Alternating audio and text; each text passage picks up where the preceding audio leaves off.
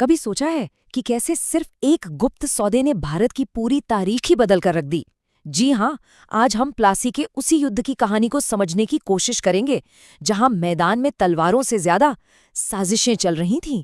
जरा सोचिए, एक तरफ थी 50,000 सैनिकों की एक बहुत बड़ी सेना, इतनी बड़ी कि किसी भी दुश्मन को आसानी से कुचल दे। ये थी बंगाल के नवाब की ताकत, जिससे उस वक्त कोई हरा नहीं सकता था, ऐसा माना जाता था। और वहीं दूसरी तरफ थे अंग्रेज, जिनके पास महज 3,000 सैनिक थे। मतलब ये तो ऐसी लड़ाई थी जिसमें जीत का कोई चांस ही नहीं था, एक नामुमकिन सा मुकाबला। तो फिर सवाल ये उठता है कि इतनी छोटी सी सेना जीत कैसे गई? और बस यही एक सवाल इस पूरी कहानी को इतना दिलचस्प बना देता है। ये सिर्फ एक जंग की कहानी नहीं है, ये एक रहस्य की कहानी है, जिसे आज हम मिलकर सुलझाएंगे। चलिए थोड़ा वक्त में पीछे चलते हैं, 1700 के दशक में। बंगाल, जो उस समय अपने रेशम और मसालों के लिए पूरी दुनिया में मशहूर था, एक तरह से ट्रेड का बहुत बड़ा हब था। और यहीं पर हमारी कहानी के मुख्य किरदार आमने सामने आते हैं और एक ऐसे टकराव की नींव पड़ती है जो इतिहास बदलने वाला था। देखिए, ये समझना बहुत जरूरी है कि अंग्रेज शुरुआत में यहाँ शासक बनकर नहीं आए थे, वो व्यापारी थे। ब्रिटिश ईस्ट इंडिया कंपनी एक ट्रेडिंग फर्म थी, जिसका एक ही मकसद था, मुनाफा कमाना, हुकूमत करना नहीं। लेकिन बात तब बिगड़ी जब नवाब सिराजुद्दौला ने कलकत्ता में बने फोर्ट विलियम पर हमला कर दिया। इस हमले के बाद जो ब्लैक होल की घटना हुई, उसने मानो आग में घी का काम किया। और इसी घटना ने रॉबर्ट क्लाइव की लीडरशिप में अंग्रेजों को बदला लेने के लिए उकसाया। बस यहीं से टकराव का असली दौर शुरू हो गया। तो मैदान में दो मुख्य खिलाड़ी थे, एक तरफ बदला लेने पर उतारू रॉबर्ट क्लाइव और दूसरी तरफ अपनी हुकूमत बचाने की कोशिश कर रहे सिराजुद्दौला।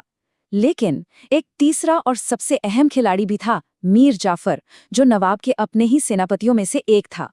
और यहीं पर आता है कहानी का सबसे बड़ा ट्विस्ट, वो गुप्त सौदा जिसने लड़ाई का नतीजा लड़ाई होने से पहले ही तय कर दिया था।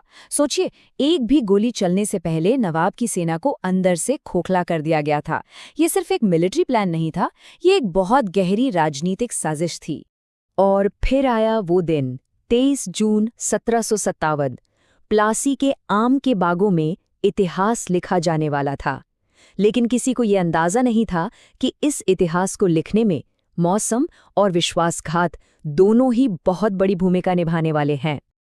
अगर हम सिर्फ ताकत की बात करें तो ये कोई मुकाबला था ही नहीं।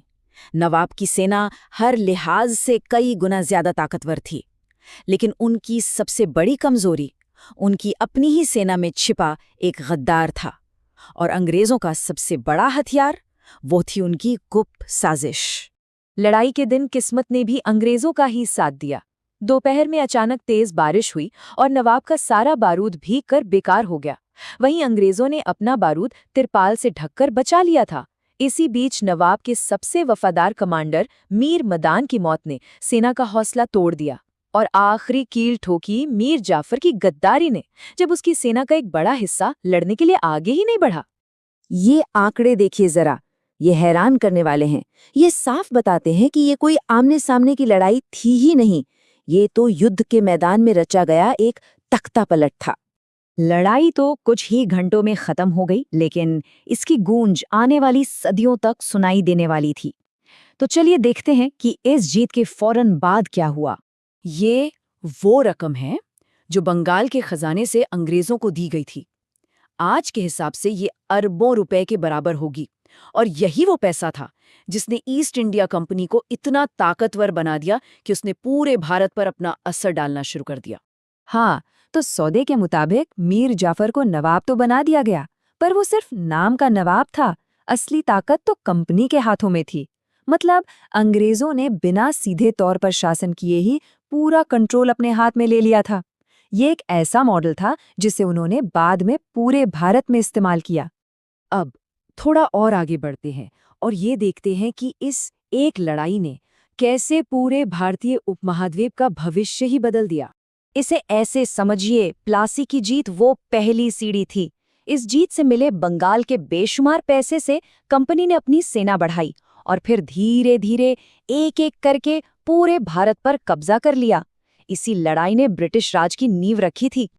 तो कुल मिला के प्लासी सिर्फ एक लड़ाई नहीं थी, ये वो टर्निंग पॉइंट था जिसने एक ट्रेडिंग कंपनी को शासक बना दिया और भारत के इतिहास को एक ऐसे रास्ते पर डाल दिया जिसका असर आज भी महसूस किया जाता है।